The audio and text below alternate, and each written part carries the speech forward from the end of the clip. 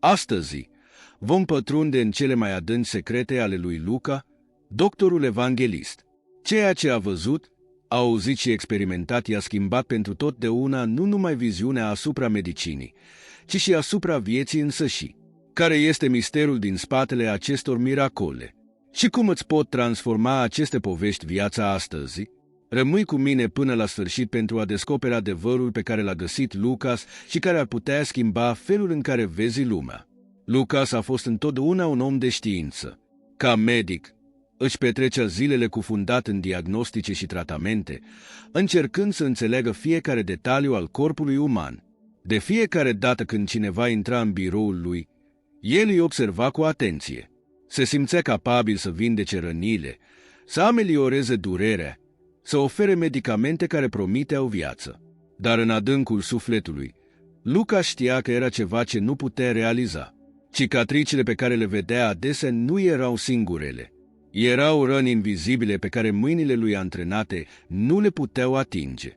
Într-o zi, în timp ce se plimba prin oraș, a auzit zvonul despre un bărbat.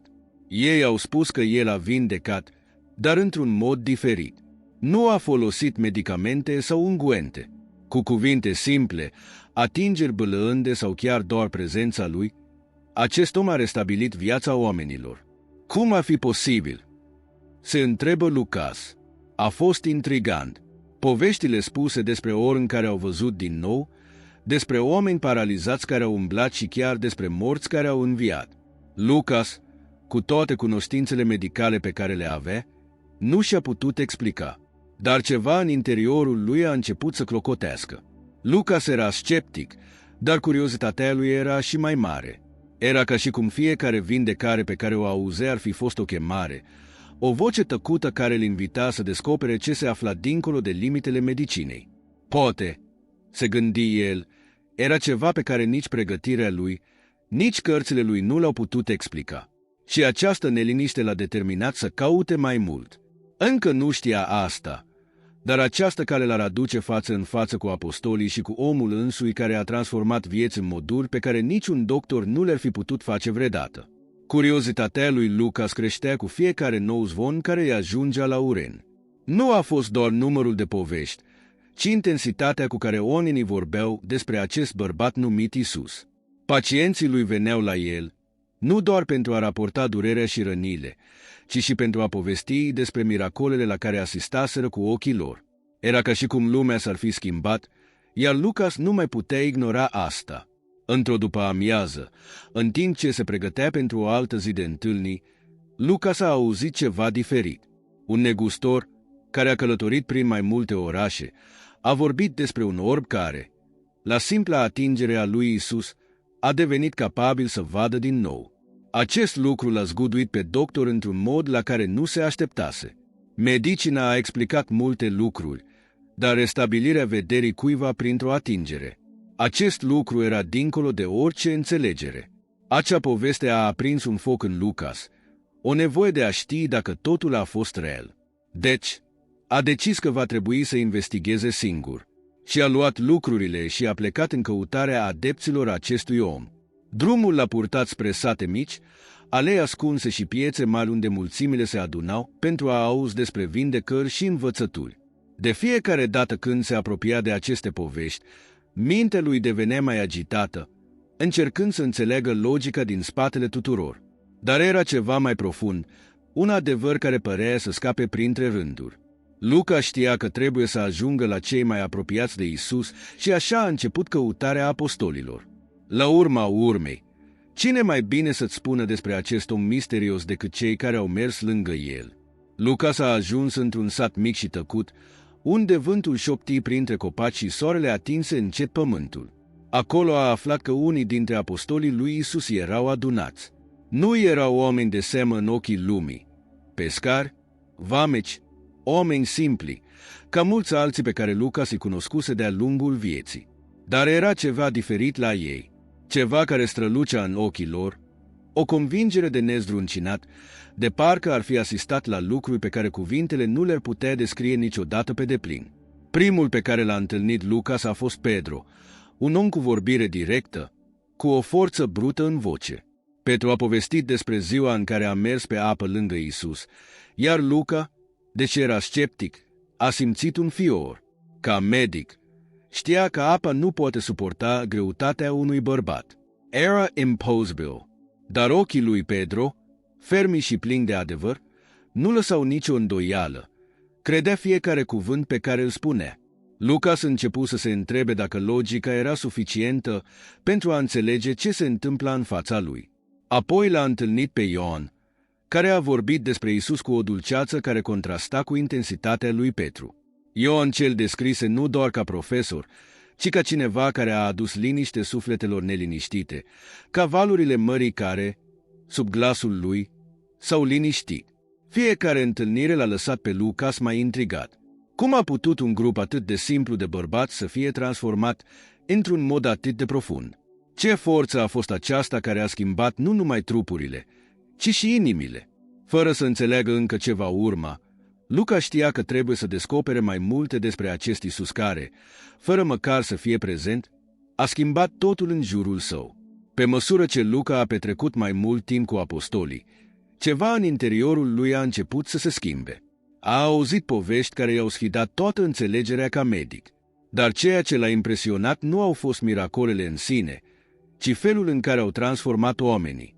Nu era doar faptul că un orb putea vedea din nou sau o persoană paralizată s-ar ridica, era strălucirea din ochii acestor oameni, de parcă, pe lângă trupurile lor, le-ar fi fost refăcut sufletele. Luca și-a amintit de un bărbat pe care îl tratase cu ani în urmă, un lepros. Boala îi distrusese corpul, iar Luca știa că nu există niciun lec. Și-a amintit de pielea crudă, de membrele ofilite, de durerea constantă.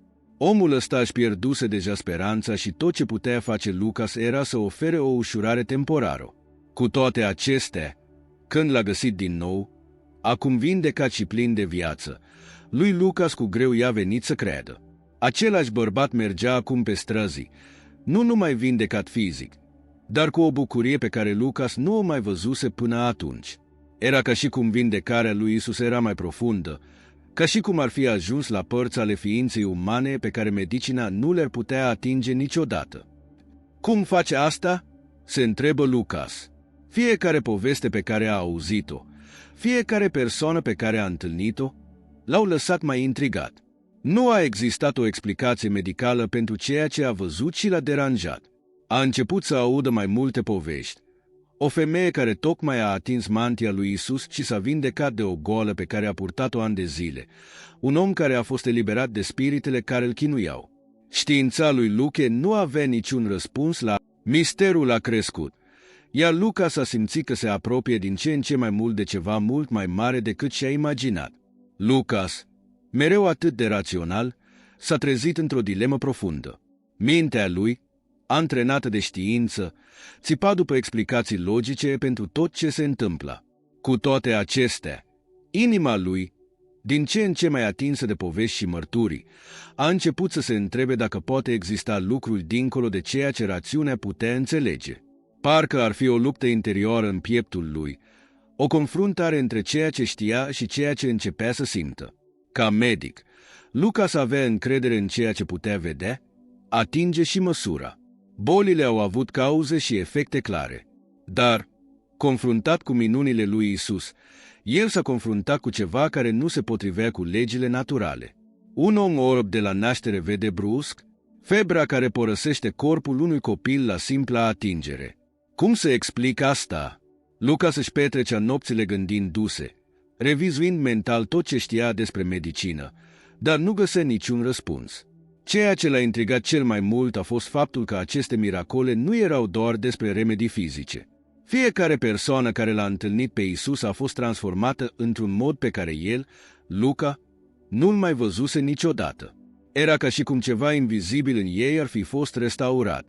Dilema dintre știință și credință s-a intensificat cu fiecare nouă poveste pe care a auzit-o. Luca știa că se află la o răscruce de drumul și, cu fiecare pas pe care îl făcea, simțea că este mai aproape de un adevăr pe care încă nu putea înțelege pe deplin. Cu mintea într-un conflict constant, Luca s-a decis că trebuie să facă mai mult decât să asculte povești, trebuia să fie martor pentru el însuși. După multe nopți nedormite, Reflectând la tot ce auzise și văzuse, Luca s-a luat o decizie. Știa că nu mai poate doar să privească de departe. Ceva în interiorul lui chema la acțiune. Așa că, cu un pergament în mână și cu inima încă plină de întrebări, a început să consemneze tot ce știa despre Isus. Poate punând aceste povești pe hârtie, ar putea găsi răspunsuri. Sau, cel puțin, înțelegeți mai bine ce se întâmplă. Lucas nu se gândise niciodată să fie cronicar. Era medic, om de știință, dar simțea că misiunea lui era acum mai mare decât vindecarea trupurilor. Trebuia să spun lumii ce descoperim. Fiecare cuvânt pe care l-a scris era ca o piesă dintr-un puzzle care începea să se formeze, deci mai erau multe de dezlegat. Simplul act de a scrie părea să calmeze puțin conflictul care fierbea în el, dar deschidea și noi întrebări. El a început prin a înregistra relatări despre miracole. Fiecare tratament, fiecare transformare a fost un eveniment care părea să sfideze legile naturii pe care le cunoștea atât de bine. Dar Luca știa că nu era suficient doar să descrie faptele. Trebuia să înțeleg ce era în spatele tuturor astea. Care a fost adevăratul sens al acestor miracole? Cine era cu adevărat acest om numit Isus? Ca Luca a scris, dorința lui de a merge mai adânc a crescut. Era ca și cum fiecare cuvânt scris îl tragea către un adevăr mai mare, ceva ce știa că nu poate descoperi singur. Trebuia să se apropie și mai mult de Isus, să mărturisească totul cu proprii lui ochi și să înțeleagă ce era dincolo de rapoarte și vindecări extraordinare. În timp ce Luca își continua notițele, s-a întâmplat ceva curios și a dat seama că, ca medic, avea o perspectivă unică asupra minunilor lui Isus. Acolo unde alții au văzut doar evenimente supranaturale, Luca s-a văzut detalii care au trecut neobservate de ochii obișnuiți. El știa cum funcționează corpul, cum se manifestă bolile și tocmai din acest motiv miracolele au devenit și mai impresionante pentru el. De exemplu, când a auzit de vindecarea unui om paralizat, Luca s-a știut că, în multe cazuri, paralizia este permanentă, fără șanse de recuperare. Probabil că acel bărbat își pierduse deja orice speranță de a merge din nou. Și totuși Iisus, cu puține cuvinte, a spus, scoală-te și umblă. Și a mers. Ceea ce a făcut Iisus a fost mai mult decât a restabili mișcarea corpului acelui om. Îi dădea înapoi demnitatea, șansa de a trăi din nou pe deplin. Un alt caz care l-a afectat profund pe Lucas a fost cel al femeii cu curgere de sânge, boală care a durat 12 ani. El cunoștea bine această condiție și știa cât de debilitant și rușinos era în acea societate. Această femeie, deja disperată după atât de mult timp, a atins doar tivul mantiei lui Isus și s-a vindecat instantaneu. Lucas știa că nu există medicamente, intervenții chirurgicale sau tratament care să poată realiza așa ceva. Asta l-a lăsat divizat. Pe de o parte, era un om de știință care căuta explicații concrete. Pe de altă parte, m-am confruntat cu ceva care părea să depășească orice logică. Aceste cure l-au lăsat din ce în ce mai fascinat. Știa că trebuie să vadă aceste miracole cu ochii lui. Cine știe? Observând direct ce a făcut Isus, Luca ar găsi în sfârșit răspunsurile pe care le căuta. Într-una dintre călătoriile sale, Luca s-a auzit o poveste care l-a făcut să se oprească și să reflecte diferit. Era relatarea nașterii lui Isus, spusă de nimeni alta decât Maria, propria sa mamă. Luca, care până atunci fusese concentrat pe vindecări și miracole, s-a trezit confruntat cu ceva și mai extraordinar, începutul tuturor. Maria era o femeie umilă, cu o privire senină și profundă. Vocea lui, calmă și fermă, aducea o liniște greu de descris. Când a început să spună povestea, Luca și-a dat seama că se confruntă cu ceva grozav. Ea a vorbit despre o vizită neașteptată, despre un înger care i s-a arătat și i-a spus că va naște pe Fiul lui Dumnezeu. Pentru Lucas, un medic, acest lucru îi se părea imposibil. Știa cum se formează viața, cunoștea procesele biologice și totuși iată-o, spunând că nașterea lui Isus s-a întâmplat într-un mod complet neobișnuit. Cum este posibil asta? S-a întrebat Lucas. Povestea Mariei a fost plină de mister, dar, în același timp, A purtat o simplitate și un adevăr pe care nu le putea nega. Ea a vorbit despre călătoria la Betlehem, despre grajdul simplu unde a venit Mântuitorul pe lume și despre strălucirea stelelor din noaptea aceea. Fiecare cuvânt părea să aibă o greutate spirituală pe care o simțea Lucas, chiar și fără să înțeleagă pe deplin. Încă o dată, s-a trezit confruntat cu ceva care a sfidat orice logică și cunoștințe pe care le deținea. Nașterea lui Isus, așa cum a descris-o Maria, a fost încă un punct pe care Luca trebuia să-l investigheze. Știa că această poveste, ca și miracolele pe care le auzise, avea un sens mai profund, ceva pe care încă nu-l descoperise. Luca, cu inima plină de întrebări după ce a auzit povestea Mariei, a aflat curând despre un alt eveniment pe care nu l-a putut lăsa deoparte, botezul lui Isus. Apele râului Iordan au fost întotdeauna văzute ca un simbol al purificării, dar ceea ce s-a întâmplat acolo părea a fi mult mai mult decât un simplu ritual. Oamenii au vorbit despre momentul în care Isus a intrat în apă și despre cum s-a întâmplat ceva Ioan Botezătorul, profetul care a propovăduit în deșert, era cunoscut pentru că boteza mulțimile, dar când Isus a apărut, ceva s-a schimbat. Ioan a eitat, știind că Isus era diferit, cineva curat, fără păcat. Totuși, Isus a cerut să fie botezat și în acel moment, când a ieșit din apă, cerurile s-au deschis. Luca a auzit informații de la oameni care au fost prezenți în acea zi și au jurat că l-au văzut pe Duhul Sfânt coborând sub forma unui porumbel peste Isus. Și, de parcă nu ar fi de ajuns, s-a auzit un glas din cer care zicea: "Acesta este Fiul meu prea iubit, în care îmi găsesc plăcerea." Lucas, auzind această poveste, a fost fascinat de profunzimea simbolică a acelui moment. Nu a fost doar un botez, nu a fost doar apă, era ceva mai mult, ceva invizibil și spiritual care transforma tot ceea ce atingea. Ce a însemnat acel porumbel și acea voce care a venit din ceruri? Se părea că, în acel moment, misiunea lui Isus pe pământ era dezvăluită tuturor.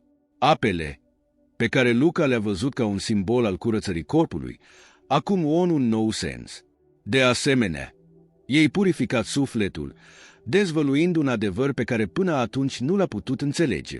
Luca știa că, pentru a înțelege ce înseamnă toate acestea, va trebui să aprofundeze și mai adânc în poveștile și misterele din jurul lui Isus. Luca, în timp ce nota relatări despre miracole și povești despre Isus, a dat peste un episod care l-a făcut să reflecteze mai profund: furtuna potolită. Acest eveniment nu a fost doar o demonstrație de putere, ci și o metaforă puternică care a rezonat cu propria sa viață. Povestea spusă de apostoli era simplă, dar încărcată de sens. Erau într-o barcă, traversând Marea Galilei, când deodată o furtună furioasă i-a cuprins. Vânturi puternice, valuri care se ridicau ca munții și teama că barca va fi distrusă în orice moment. Ucenicii, oameni obișnuiți cu marea, erau în panică. În mijlocul haosului, s-au uitat la Isus, care, incredibil, dormea. Cum ar putea cineva să doarmă în mijlocul unei furtuni atât de violente? Disperați, l-au trezit pe Isus, iar el, cu o liniște la care niciunul dintre ei nu se aștepta, s-a ridicat, s-a uitat la marea furioasă și i-a spus simplu: "Taci, stai liniștit." Și deodată, apele s-au calmat, vântul s-a oprit, iar marea a devenit absurd de calmă. Luca, auzind această poveste, a fost fascinat de simplitatea cu care Isus și-a dominat propria natură. Dar ceea ce l-a impresionat cel mai mult a fost simbolismul din spatele acestei furtuni. El știa că viața era adesea ca acea mare agitată, plină de incertitudine, frică și forțe incontrolabile. Și, la fel ca ucenicii, și Luca s-a confruntat cu propria sa furtună interioară, o luptă constantă între rațiunea și credința sa. Poate că el, ca și barca aceea, avea nevoie de un cuvânt de calm pentru a-și găsi pacea în mijlocul haosului care îl mistuia. Luca a auzit de multe minuni, dar niciuna nu l-a mișcat la fel de mult ca povestea lui Lazar. Era ceva care mergea dincolo de vindecarea bolilor sau calmarea furtunilor. Aceasta a fost o poveste despre moarte și viață, și felul în care s-a întâmplat totul i-a provocat și mai mult înțelegerea. Lazar, un prieten drag al lui Isus, murise.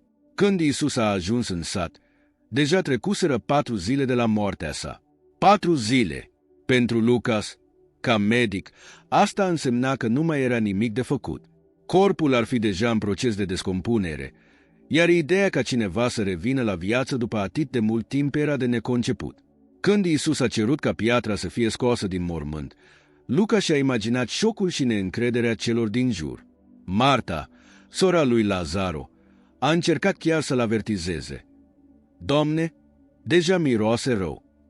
Dar Iisus, cu o fermitate care făcea imposibilul să pară faiers, a spus simplu, Lazar, vino afară. Și, în fața tuturor, imposibilul s-a întâmplat. Lazar a plecat, încă cu împachetările de în care îi înveleau trupul, ca semn viu că moartea nu avea ultimul cuvânt. Lucas a fost uimit să audă acest raport. Ca medic, știa că moartea este limita finală, punctul de neîntoarcere. Și totuși, acolo era Isus, spărgând acea barieră de parcă ar fi fost doar o umbră trecătoare. Cum a fost posibil acest lucru? Ce avea Isus care l-a făcut să domine chiar și asupra morții? Minunea lui Lazar nu semăna cu nimic pe care Luca auzise vreodată. A început să-și dea seama că se confruntă cu ceva mult mai mare decât ce ar fi putut imagina. Lucas, după ce a fost martor la atâtea minuni și a auzit rapoarte că contestat orice explicație umană, a început să-și dea seama că drumul lui îl ducea într-un loc neașteptat. De la început și-a propus ca medic, un observator atent al trupurilor și al afecțiunilor lor. Cu toate acestea, pe măsură ce poveștile lui Isus s-au desfășurat înaintea lui, Luca a început să înțeleagă că adevărata vindecare nu era doar în ceea ce privește fizicul, ci și în cel spiritual. Era ca și cum Isus nu numai că ar fi vindecat trupurile, ci ar fi atins și sufletele tuturor pe care i-a întâlnit. Fiecare relatare pe care a înregistrat-o nu era doar un miracol izolat, ci o piesă dintr-un puzzle mai mare pe care Luca încă încerca să-l pună cap la cap. El, care se vedea înainte ca un om de știință, acum a început să simtă că este destinat pentru ceva mai mare. Poate că misiunea lui era mai profundă decât simpla vindecare a rănilor și ameliorarea durerii. Se întrebă, era posibil ca și el să fi fost chemat la ceva dincolo de ceea ce și-a imaginat vreodată.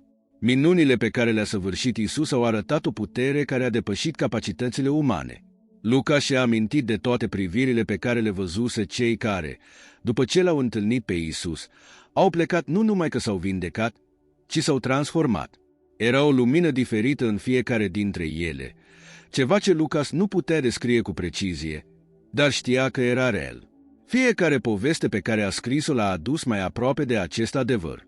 Acum, Lucas simțea o nouă chemare în el. Știa că nu mai poate fi doar observatorul. La sfârșitul investigației sale, Luca și-a dat seama că adevărata minune nu constă în faptele spectaculoase ale lui Isus, ci în schimbările invizibile și profunde care au avut loc în interiorul oamenilor. Vindecarea fizică a fost doar începutul. Adevărata atingere a lui Isus a fost cea care a transformat inimile. Călătoria lui Luca l-a dus de la cineva care privea trupul cu scepticism la un om care a înțeles că credința și vindecarea sufletului sunt și mai puternice. Cea mai mare învățare a lui Lucas a fost că uneori trebuie să privim dincolo de ceea ce putem vedea și atinge. Cele mai mari vindecări nu sunt întotdeauna în ceea ce putem măsura, ci în transformările care au loc în noi, în furtunile potolite, în noile vieți înviate și în credința care ne călăuzește chiar și atunci când nu înțelegem totul. Povestea lui Luca ne învață că în căutarea de răspunsuri și înțelegere, adesea ne concentrăm doar pe ceea ce este vizibil și tangibil. Ca și el, ne petrecem o mare parte din viață încercând să controlăm ceea ce putem vedea, cum ar fi probleme concrete, provocări zilnice sau probleme materiale. Dar, așa cum a descoperit Lucas, cele mai profunde transformări au loc în interiorul nostru, în părțile pe care nu le putem măsura sau explica pe deplin. În zilele noastre, acest lucru se aplică atunci când ne confruntăm cu situații care par să nu aibă o soluție sau o explicație logică. Poate căutăm un remediu pentru o problemă externă, dar schimbarea reală începe în interior.